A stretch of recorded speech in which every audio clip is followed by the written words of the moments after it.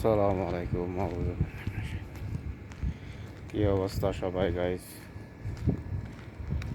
ফজরের নামাজের বক্ত মসজিদে যাইতেছে, একটু হাঁটি। সবাই ফজরের নামাজ উঠে যান, নামাজ পড়েন, দেশের জন্য দোয়া করবেন। দেশের মানুষের হাজারি চলতেছে, বাড়ির সব পানির নিচে, বহুত অসহায় হয়েছে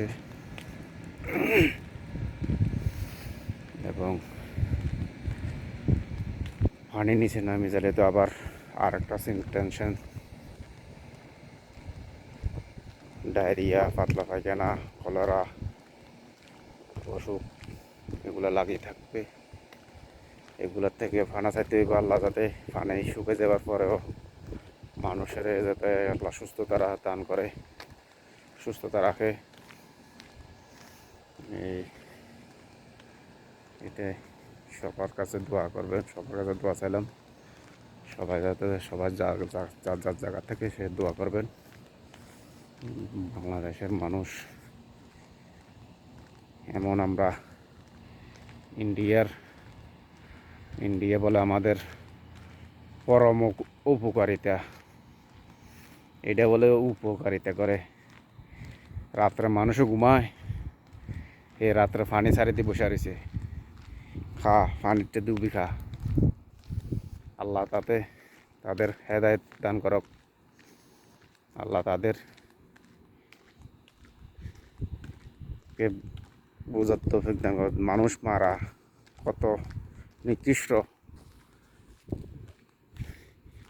পিছনে ওই সামনে দিয়ে তো চূড়া মারতে পারে না, পিছন দিয়ে চূড়া মারে তারা। এ হলো ইন্ডিয়া। এতই বোধ যদি সাবাস থাকে, সামনের দিকে আসে মার, পিছন দিকে মারে।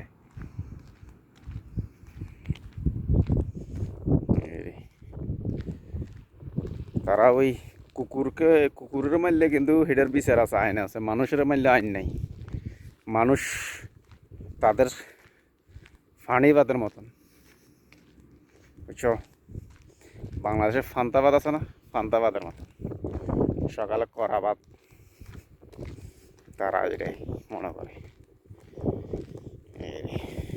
ঠিক আছে, সবাই সবার জায়গা থেকে দোয়া করবেন আল্লাহর কাছে, দেশের মানুষের জন্য। দেশের মানুষের যাতে আল্লাহ ধৈর্য ধারণ করতে পারে, আর অসাধু ব্যবসাদেরকে আল্লাহ হেদায়েত দান করক। তাদের মন যাতে গলে, তাদের মন যাতে মোমের মতন গলে, রহমত হয় তাদের মনের মধ্যে, দেশের মানুষের উপকারের জন্য আসে। কথা হলো, টাকা দিয়ে যদি, অর্থ দিয়ে যদি সাহায্য না করতে পারে,